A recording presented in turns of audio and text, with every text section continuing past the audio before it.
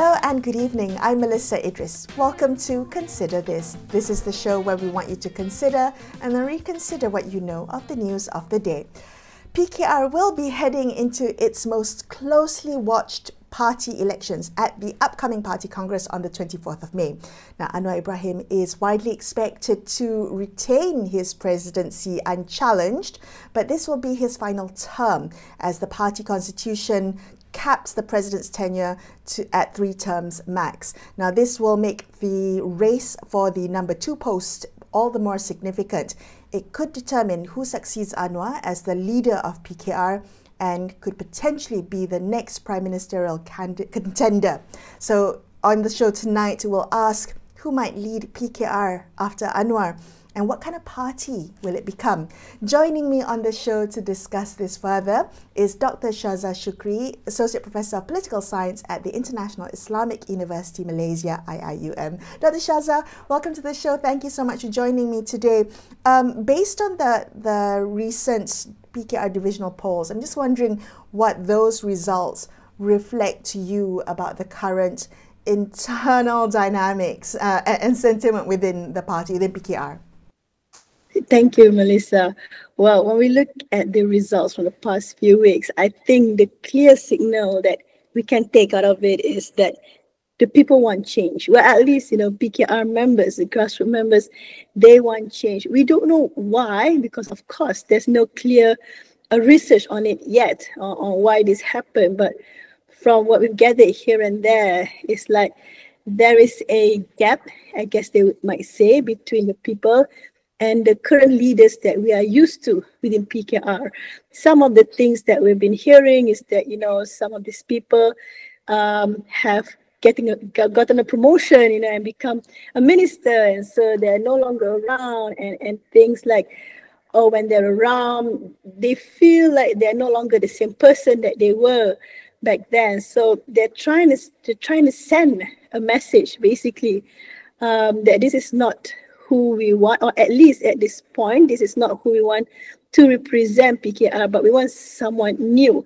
It's not for certain that the people that have replaced those that we saw lost, like Nick Nazmi, that they want the new head, such as Afrin Shauki, to lead the party. We don't know if that's what they're saying, but definitely that they want something new, that's for sure. Okay. So it's a reflection of maybe some internal discontent brewing. Now, Dr. Syaza, at the time of this interview, it's still a few hours till nominations close for party elections. We have Rafizi Ramli, who's expected to defend the Deputy President's post, and there's speculation that Nurul Izzah Anwar and Saifuddin Nasution could challenge him for this position. If Nurul Izzah contests for Deputy President, can I ask you how you see that move? Is that considered, would that be for you a step forward for this change that you speak of, or a step forward for party unity? Or might that be a step backwards in terms of a slide towards dynasty politics? Right. So I think here is where we have this classic, not contradiction, but do we want stability or we want democracy? This is something that we always grapple with. So why I say this, because a lot of supporters of Nurul Izzah kept on saying that this is the name of democracy. What's wrong? Anyone can come in, anyone can challenge Rafizi. It should not be an issue. So in the name of democracy, for a party that celebrates democracy, this should not even be in the news. But the question here is Nurul Izzah the right person for this position? She might be, but the thing that we're worried about, and I think this is clear as day for everyone, is the perception that people might have if you have the president and the deputy president being a father-daughter duo, right? Of all the negative things that PKR have campaigned on, let's say, over the past decades, we've never had PKR's political, oppositions. The other parties is what I'm trying to say. Even they never had this kind of father-son or father-daughter leading a party.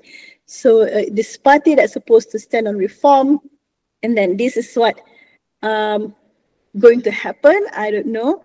How does it look like? So back to your question, is PKR sliding back? Is it a good move forward? We really don't know, because in terms of stability, perhaps this is good, right? Perhaps, oh, you have a clear succession, the father to a daughter, but is that the kind of succession we want? So a lot of questions are going on. So maybe Nur Rizal could have waited a few more years. Then it would be much better, perhaps. All right. Well, the thing is, I mean, we've seen political dynasties before. UMNO had the Razak family, the On Jaafar line, in DAP had the Lim family as well. Is that just how Malaysian politics works? I mean, the fact that there are these consolidations of power within, powerful elite political families, or is it that we should be holding PKR to a different, maybe higher standard? Well, okay. Firstly, at least they're not at the same time. That's the main difference. The second thing is sometimes it is natural. We always talk about Nipo babies and things like that.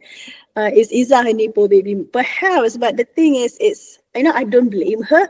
This is natural. This is normal. You have your father in position, and he has all the network in the world. He passed down his not just credentials and credibility, but perhaps over the years he trained you as well.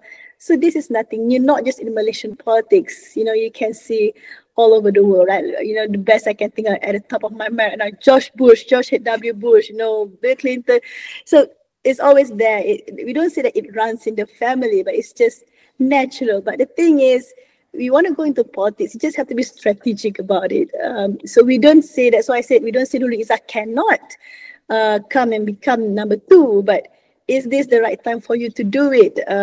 So that is the question. Okay. Well, you mentioned PKR and its reformist roots, right? But what the party is currently is this is in a kind of precarious position. It sits very uncomfortably trying to unify the unity government and also trying to stand for reform.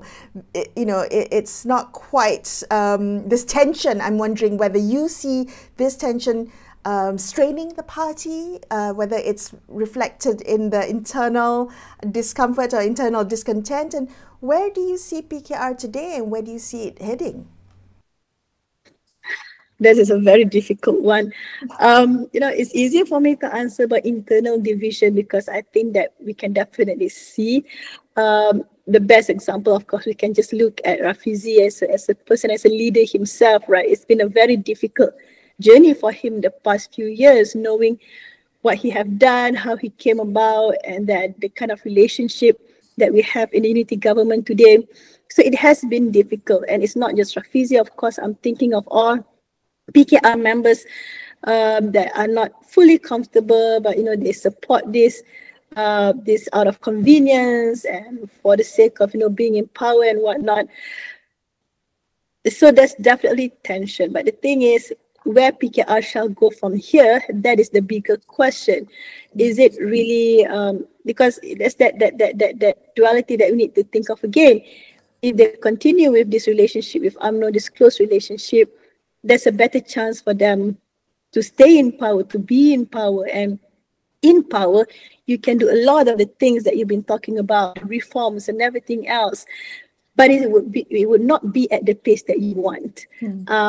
But if you're not happy with that relationship for various reasons that maybe is out of the topic today, then you'll be in the opposition.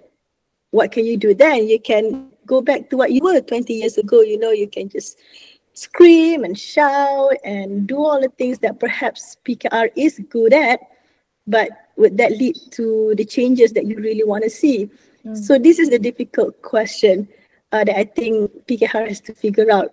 So it's very grey at this moment.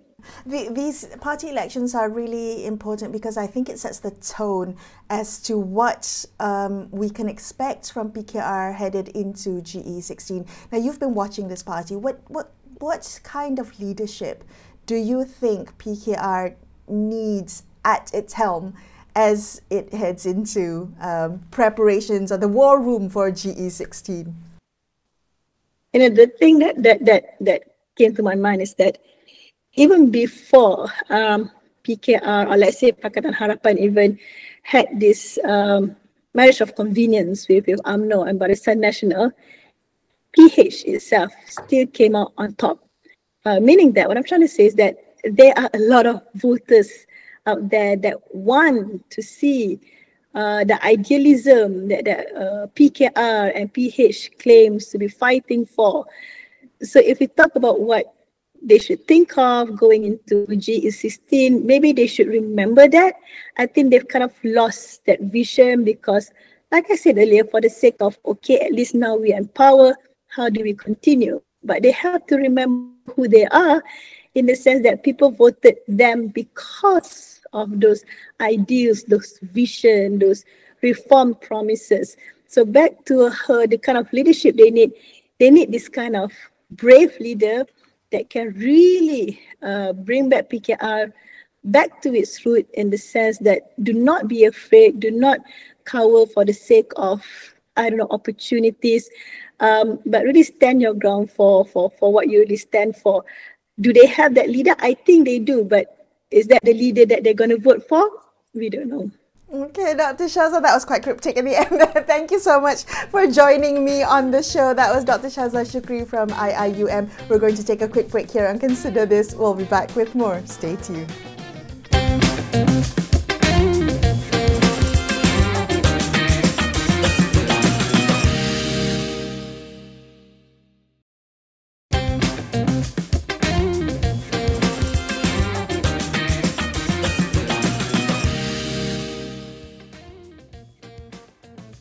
Hi, welcome back to Consider This. I'm Melisa Idris. Let's continue our discussion about PKR's party elections as the question of Anwar's leadership succession moves to centre stage.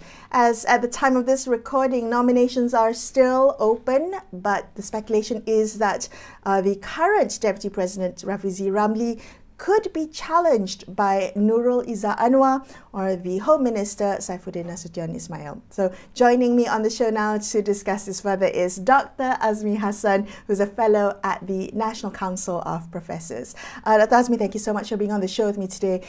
After the recent divisional polls of PKR, we had several of Rafizi-aligned incumbents losing ground. And I'm just wondering how you're reading this. Would you see this as internal discontent for Rafizi's leadership, or a desire for change within the party? Or is this more about political strategy and the changes in the voting system that we've seen? No, I don't think it's because of the latter. I think the Rafizi said it was the voting system the problem is. I think that's the reason why he seemed to be what we call merajuk for the last few days. But again, I think it's a signal from the, I would say from the root, from the grassroots, that they want change. They want somebody else. Even though Rafizi won handsomely in Pandan Cabang, but again, his allies, a lot of his allies, Menteri, Timbalan Menteri, members of parliament lost their seats. I think it's very important that the Ketua Cabang must be allied to a certain person, because the Ketua Cabang has the power to bring the delegates that will vote during PKR convention. So I think that's the reason why Rafizi felt so upset, and he later accused that there must be something wrong with the voting system, Melisa. Okay, well, help me understand the different factions or the factional lines within PKR.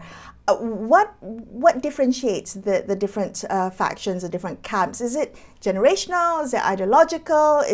Or is it simply kind of personality, loyalty, networks? I mean, are there differences in terms of the different factions, in terms of maybe the different candidates that could be up for the positions in the top leadership of this party? Is there differences in terms of ideology and approach, or is it just personality politics? I think I'll use your word personality, or more to be more precise, Melisa, it is all about the president. Who is more aligned to the president, who is more loyal to the president. I think not about ideology. They want the best for PKR. I think what differentiates, for example, Rafizi and Datuk Sri Saifuddin and Nurul Izzah is in terms of loyalty. Because Rafizi, I think there's no secret to it. Rafizi sometimes go against his boss, which is the president. Or Rafizi has, and I would say, cita-cita, dia katakan, um, on a fast track, something like that. And Saifuddin, we can see a very loyalist. He will take any decision made by the president. And Datuk Saifuddin has been with the president since the inception of PKR, Parti Keadilan tu. Jadi ini, and Nurul Izzah is I think, we know who is Nurul Izzah.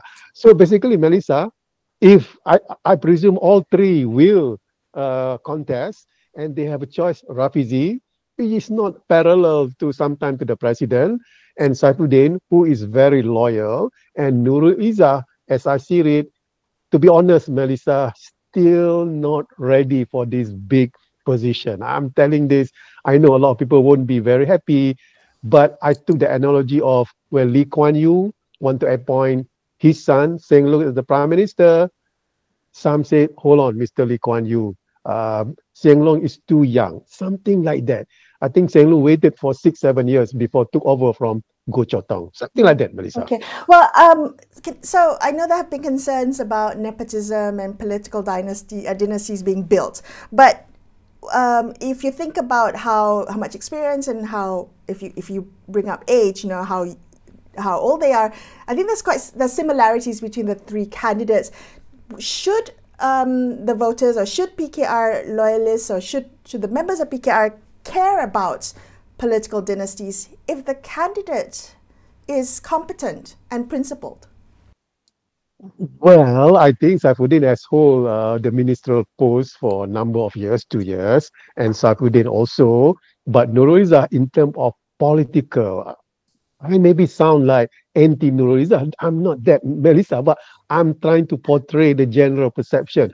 Nurul Izzah never hold any important government position, except for being a chairman for think tank, something like that. So, because it's very important that whoever is the deputy president will be the president, because this is the last term for Datuk Seri Anwar. And the perception is that when you're the president of PKR, taking what's happening right now, you can be the prime minister.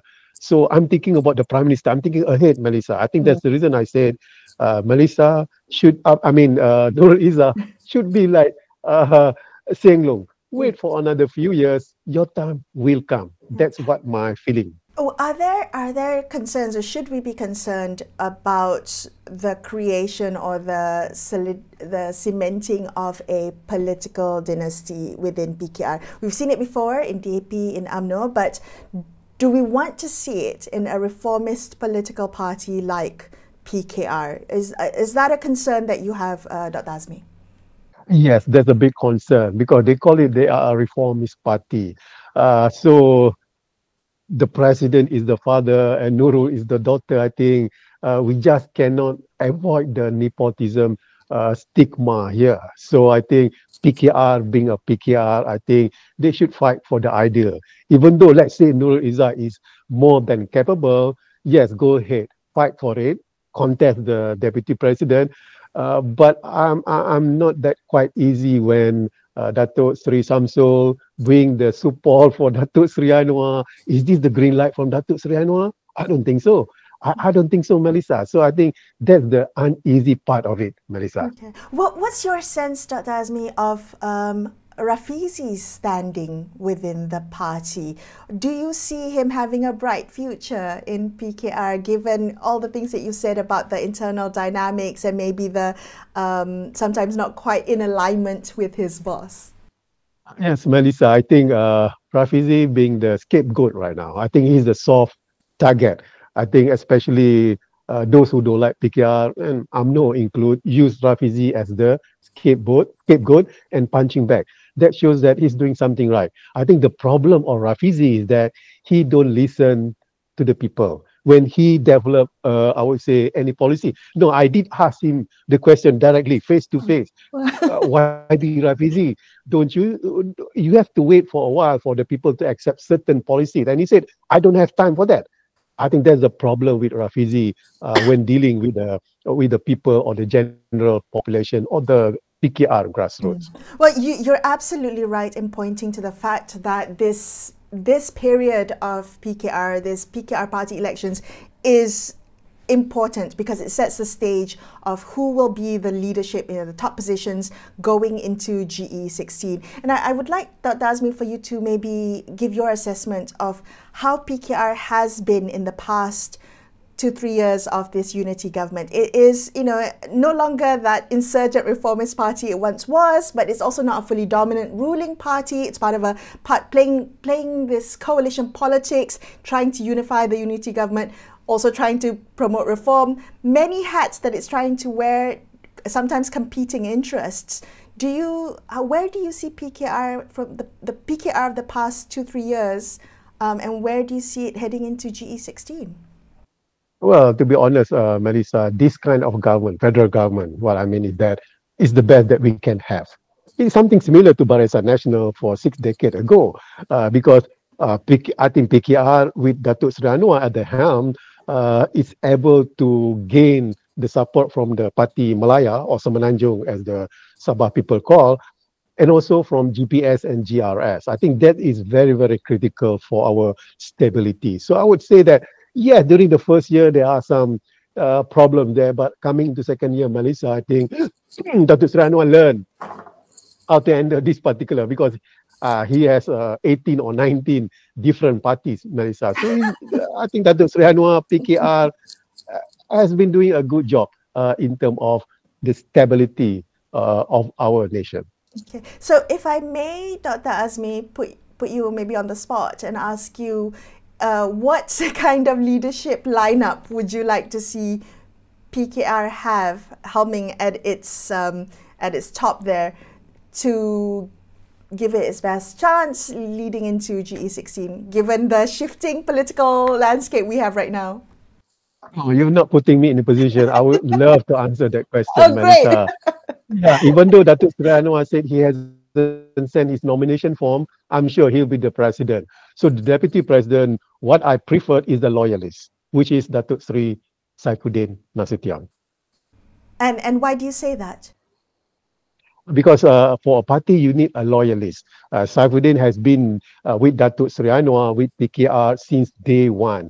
But in terms of Rafizi, I think there will be some internal turmoil if he is the deputy president. And for Nurul Izzah, as I said before, wait another 4 or 5 years. That's the reason why I chose Datuk Seri Saifuddin Nasution. Can I ask you, Dr. Azmi, factions within political parties, are they inevitable, or should political parties do everything they can to avoid this from happening? We've seen it in UMNO, we've seen it in DAP. Also recently there was a faction within that political party. But are factions part of the kind of democratic challenging within internal political parties, or should everyone be towing the party line and voting according to what the top people want you to vote?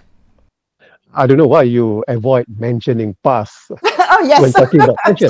PAS also has a faction, but the good thing about PAS and also DAP, I think, Melisa, that they have faction, but after their internal election, all these faction becomes one. I think PKR also capable of doing that. So faction is not something that is normal, something that are not unique to PKR, but I think faction is very unique to UMNO, because up until now they have faction. Even though election is some far away. So I guess it is something normal for any political party, Melisa. Okay, well, we'll see how the PKR Congress pans out and who will make it to that top leadership position, the top 2 leadership positions of PKR. Dr. Azmi, thank you so much for joining me on the show today. I appreciate your time. That was Dr. Azmi Hassan, National Professors Council Fellow, wrapping up this episode of Consider This. I'm Melisa Idris, signing off for the evening. Thank you so much for watching, and good night.